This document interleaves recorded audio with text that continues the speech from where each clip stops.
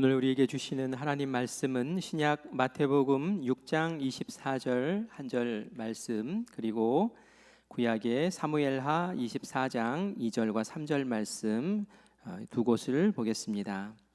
우리 먼저 마태복음 6장 24절 말씀을 한 목소리로 같이 봉독합니다.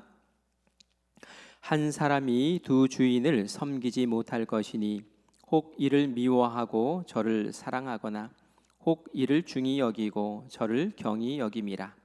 너희가 하나님과 재물을 겸하여 섬기지 못하느니라. 아멘. 아멘.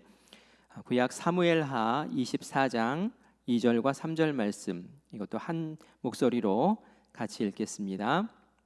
이에 왕이 그 곁에 있는 군사령관 요압에게 이르되 너는 이스라엘 모든 지파 가운데로 다니며 이제 단에서부터 브엘세바까지 인구를 조사하여 백성의 수를 내게 고하라 하니, 요압이 왕께 아뢰되 이 백성이 얼마든지 왕의 하나님 여호와께서 100배나 더하게 하사 내 주 왕의 눈으로 보게 하시기를 원하나이다.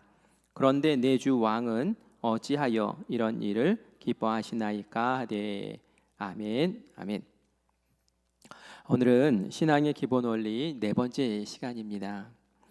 오늘의 설교 제목이 오늘의 주제이기도 합니다. 우리 제목 한번 같이 읽어볼까요? 시작.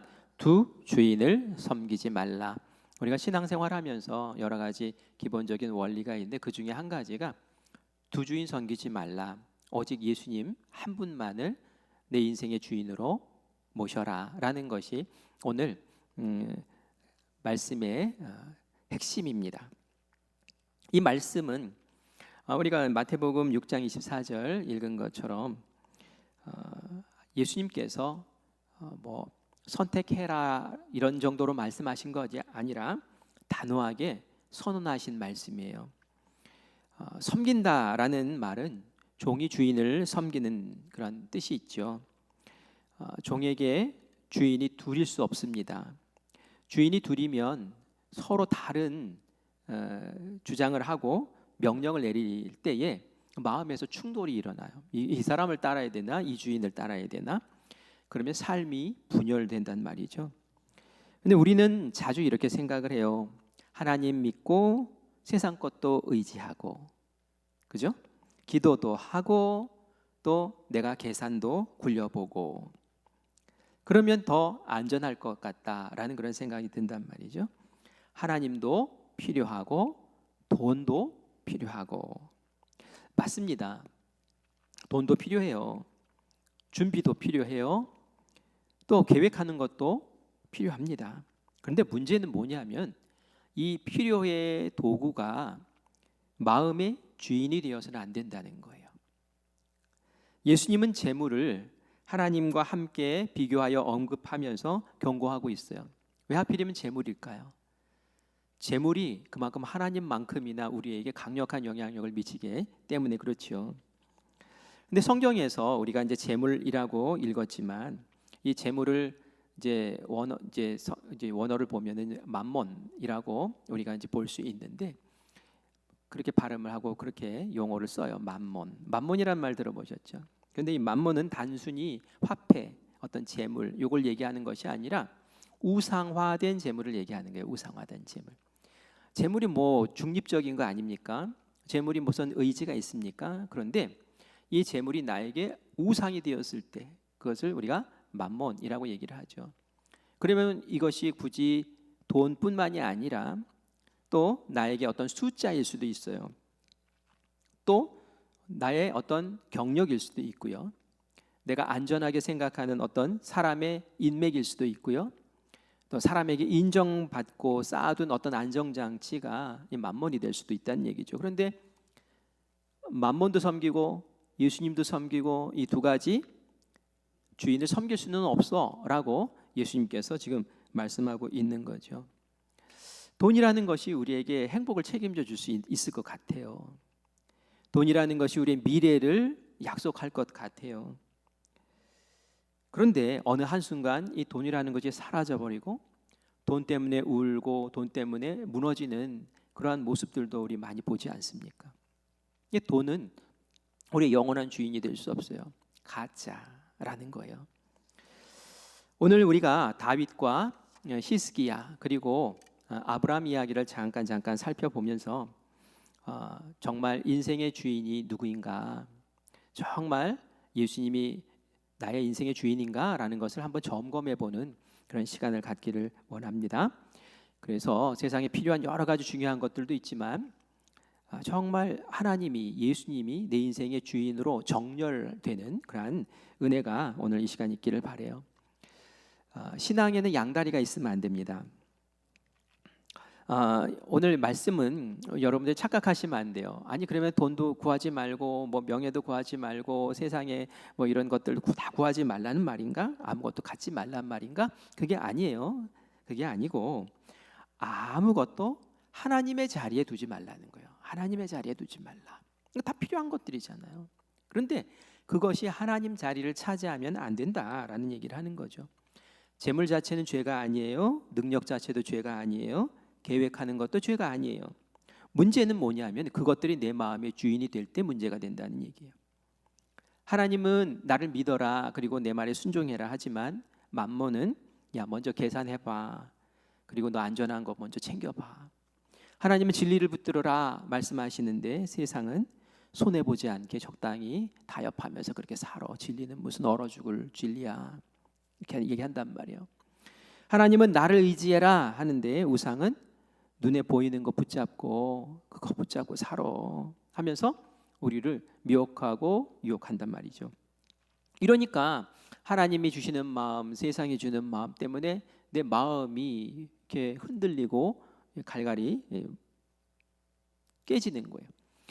이런 마음의 상태에서는 예배를 드려도 평안이 없습니다. 기도를 그렇게 드려도 자꾸 불안한 거예요. 왜냐하면 마음의 주인이 두 개니까. 신앙생활을 그렇게 오래 했는데도 마음의 중심은 계속 흔들려요. 왜 그렇습니까? 두 주인을 섬기고 있기 때문에 그런 거예요. 양다리 신앙은 굉장히 편해 보여요. 안전하게 보여요. 근데 사실은 굉장히 불안하고 흔들리는 신앙이에요. 하나님이 굉장히 싫어하시는 신앙이에요. 이스라엘 백성들이 가나안 땅에 들어갔을 때에 하나님 들어가기 전에 그렇게 말씀하셨어요. 그 가나안 땅 들어가면 이미 있었던 그 족속들이 믿는 신들이 다양하게 있는데 조심하라고. 절대로 믿으면 안 된다고. 다 쫓아내버리라고.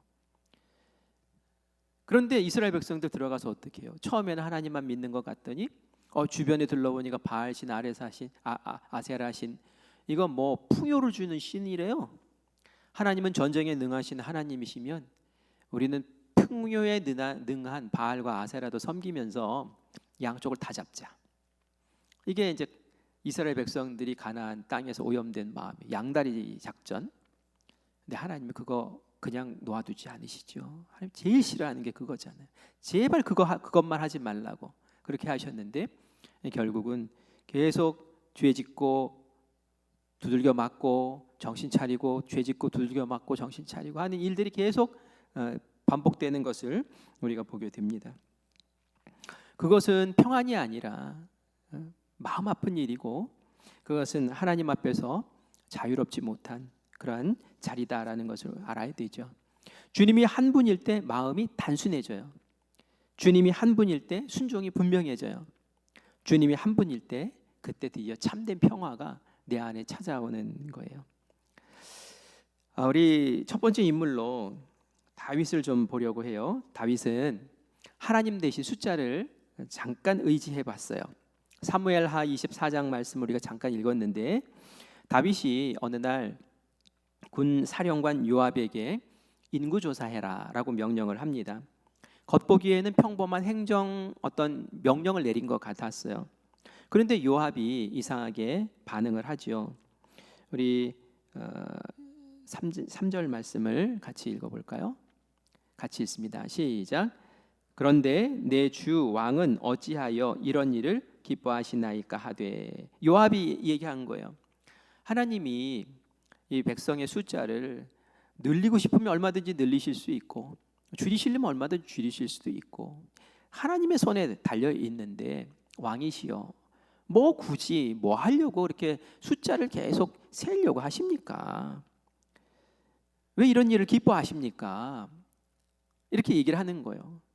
그냥 고분고분 듣지를 않아요. 그것은 요압이 느낀 거예요. 지금 다윗 왕의 마음이 지금 삐딱하구나라는 걸 느낀 거예요. 영적으로 지금 어떤 어긋난 증상이 보인다라는 것을 느낀 거예요. 인구 조사하는 게 죄입니까? 그거 죄 아니에요. 하나님이 민수기 같은 경우에는 하나님이 그 숫자 세라고 해가지고 민수기 아닙니까? 숫자 세라고 해서 숫자를 셌어요. 그래서 어느 지파는 몇 명이고 어느 지파는 몇 명이고 하면서 쫙 셌단 말이에요. 하나님이 숫자 세라 하실 때가 있어요. 숫자 세는 것이 문제가 아니라 다윗에게 문제는 숫자를 왜 세웠느냐가 문제인 거예요. 왜 다윗이 숫자를 셌을까요?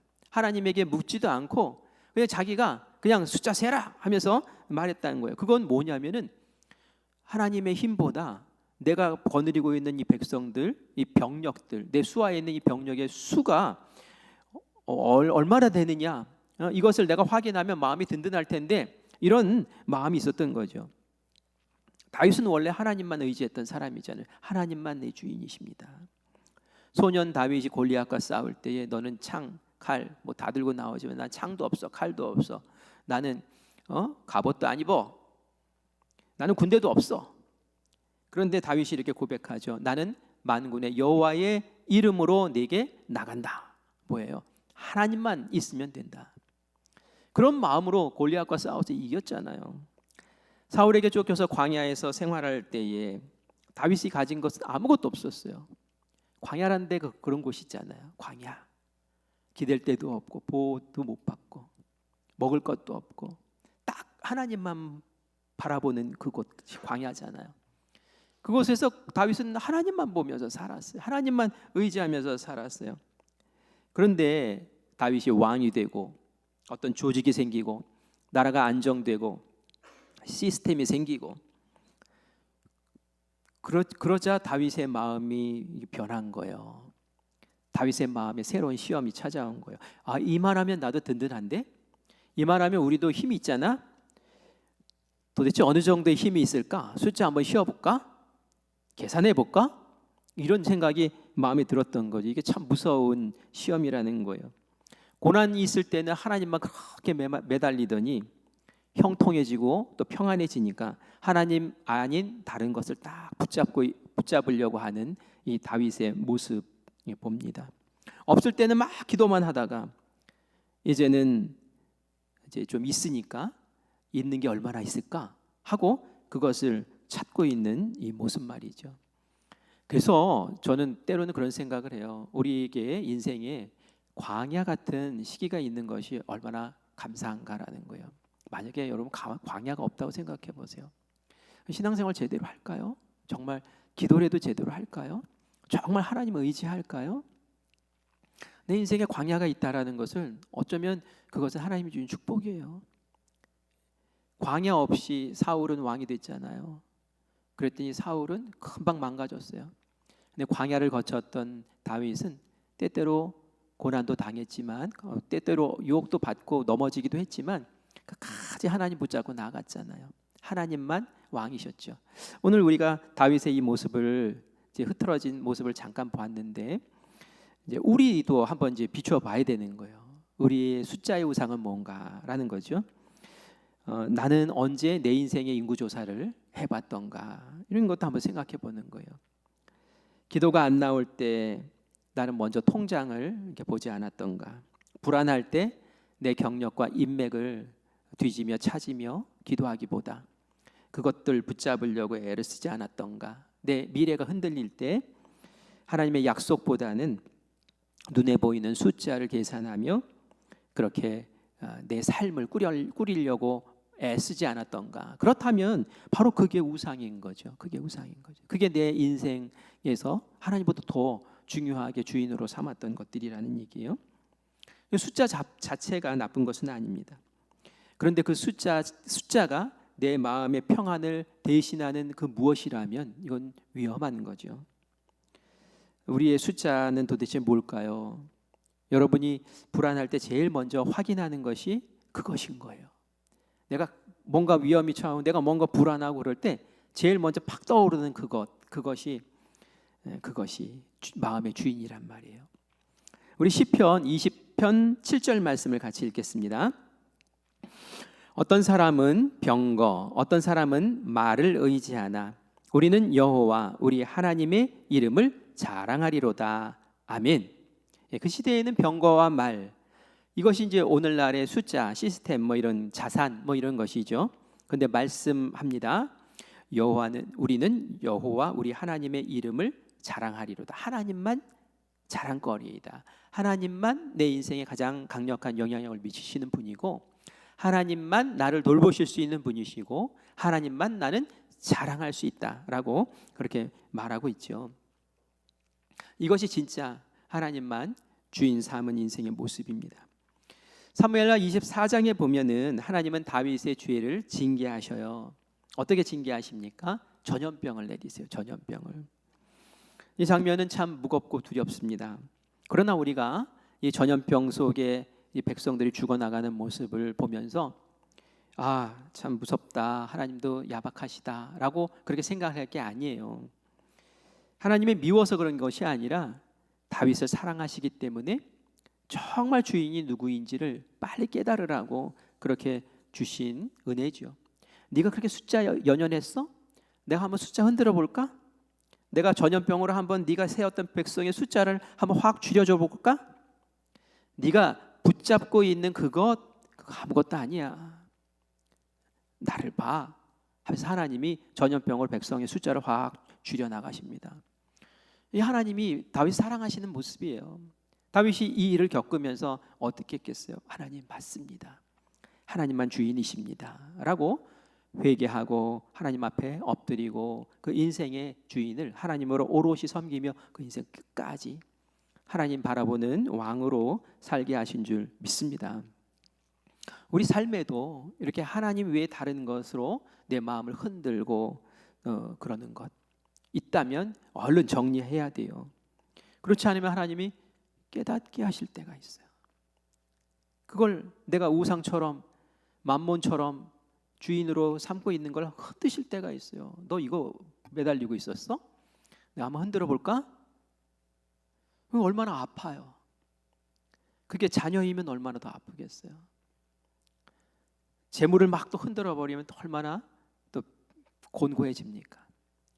하나님이 그렇게 사랑하셔서 그렇게 하기 전에 하나님이 진짜 저의 주인이십니다. 하나님이 정말 나의 온전한 왕이십니다 라고 고백하며 설 때 그게 진짜 참된 신앙의 기본 자세인 줄 믿습니다. 히스기야 이야기를 잠깐 할까요? 히스기야는 하나님 대신 보물을 자랑했던 사람이에요.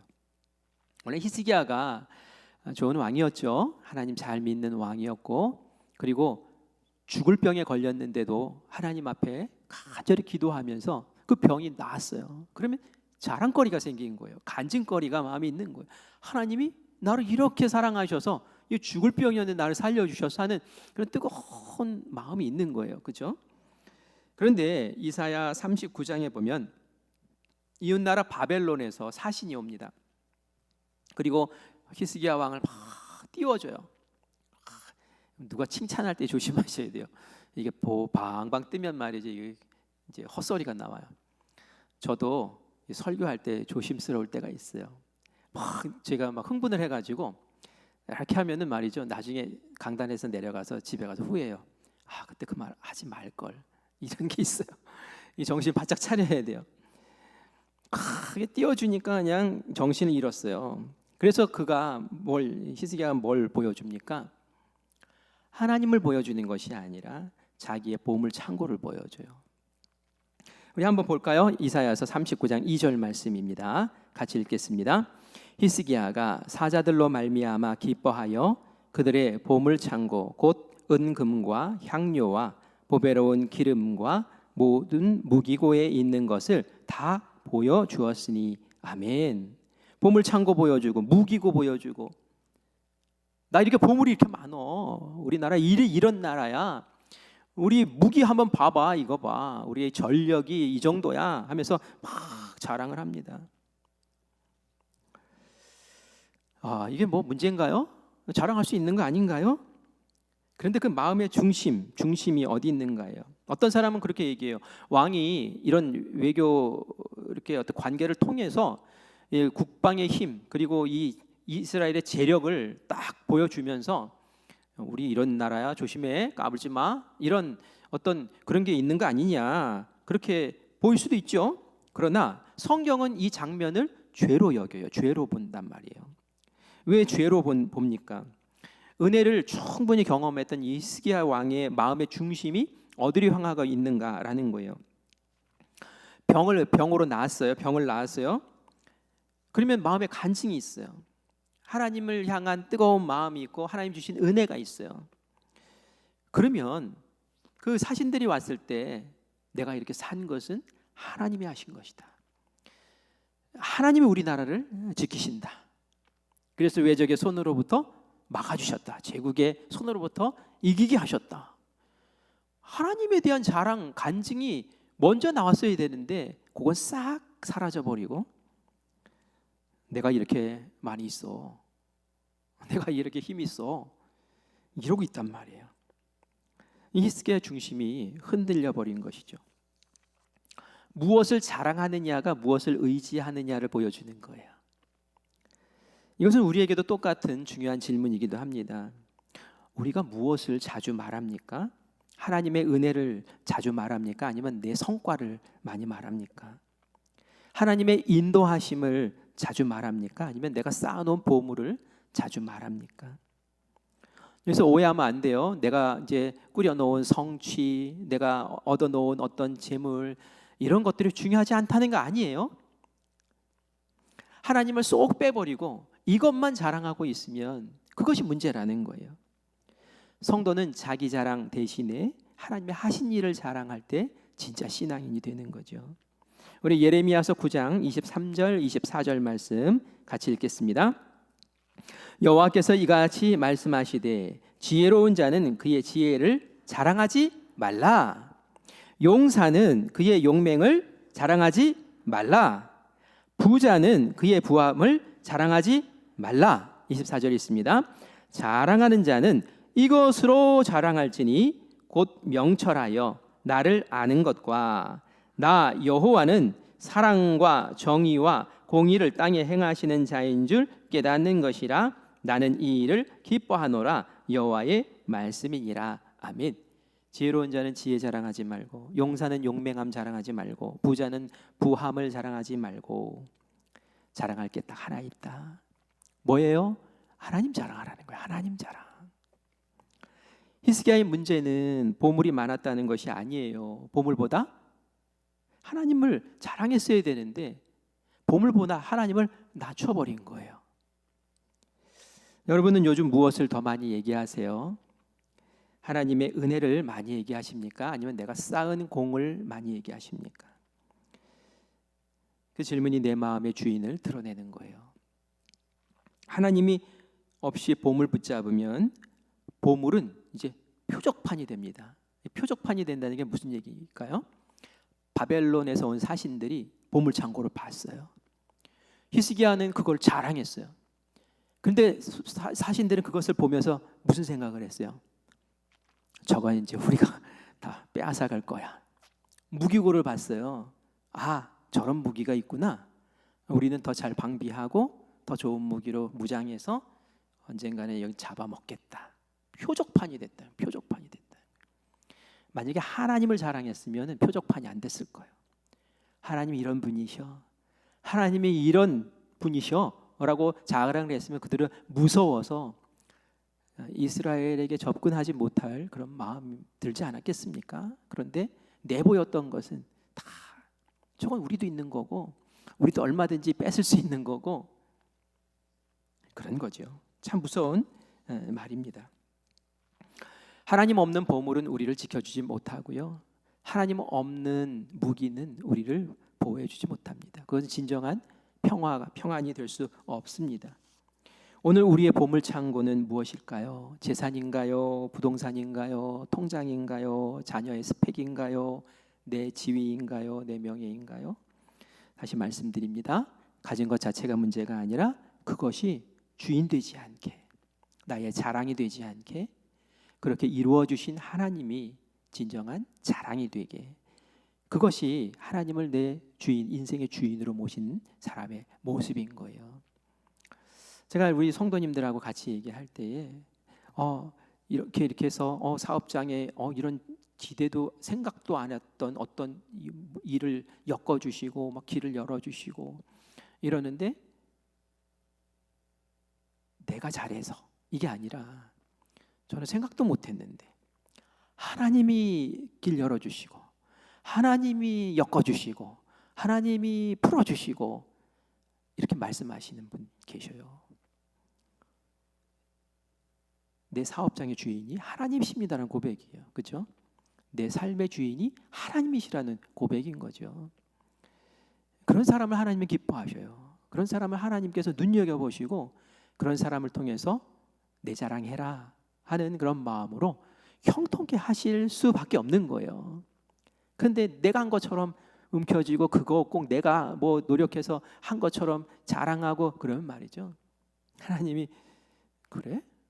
한번 흔들어 볼까? 이러셔요. 정신 차리라고. 그러니까 우리의 정말 진짜 주인이 누구인가를 다시 한번 명확하게 마음 가운데 새기며, 내 삶은 어떤가? 내 입을 열면 하나님 자랑하나? 내가 입을 열면 나 자랑하나? 이걸 한번 분별해 보시기를 바라요. 우리 잠언 11장 28절 말씀 같이 읽겠습니다.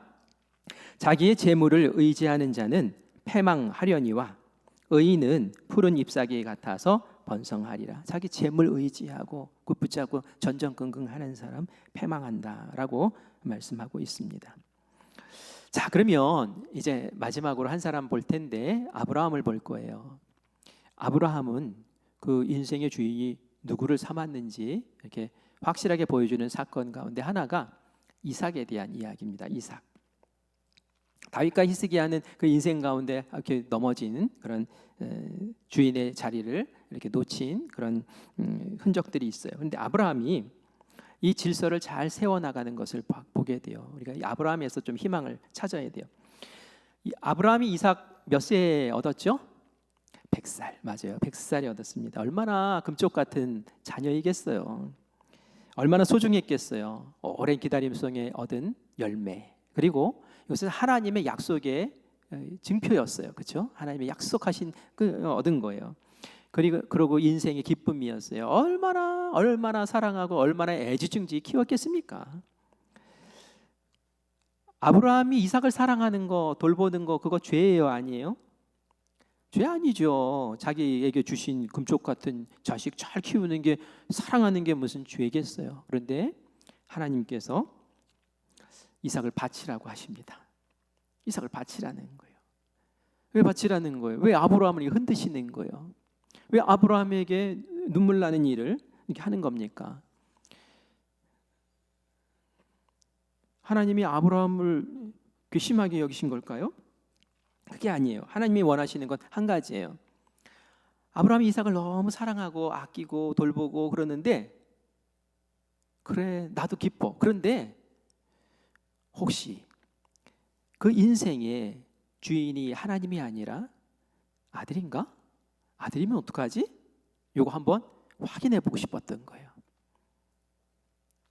그래서 하나님이 이삭을 제물로 바쳐라 라고 말씀을 하시죠. 이때 아브라함은 깊이 많은 고민하지 않습니다. 알겠습니다 하고 마음 바뀌기 전에 그 다음날 동이 트자마자 그냥 애 데리고, 사라한테 얘기도 안 했을 것 같아요. 그냥 데리고 갑니다. 그리고 산에 올라가서 정말 아들을 잡아요. 칼을 빼들고 막 죽이려고 해요. 아무 고민하지 않아요. 하나님 믿고 그냥 맡기는 거예요. 하나님, 제가 잡겠습니다. 그런데 하나님 약속하셨죠? 이삭을 통해서 나에게 많은 후손들을 줄 거라고. 내가 이렇게 해도, 하나님 바치라고 해서 바쳐도 하나님께서는 뭐 부활시키든지 뭐 하나님 방법을 쓰셔서 어떻게든지 하실 줄 믿습니다. 저는 잡습니다 하고 그냥 칼 들고 탁 하는데 하나님이 막으시잖아요. 됐어. 그냥 한번 보려고 그랬던 거야. 정말 내가 네 주인인지 이삭이 네 인생의 주인인지 한번 체크해 본 거야. 이런 말씀은 안 했지만 그 마음에 그런 하나님의 뜻은 그런 뜻이 있었던 거죠.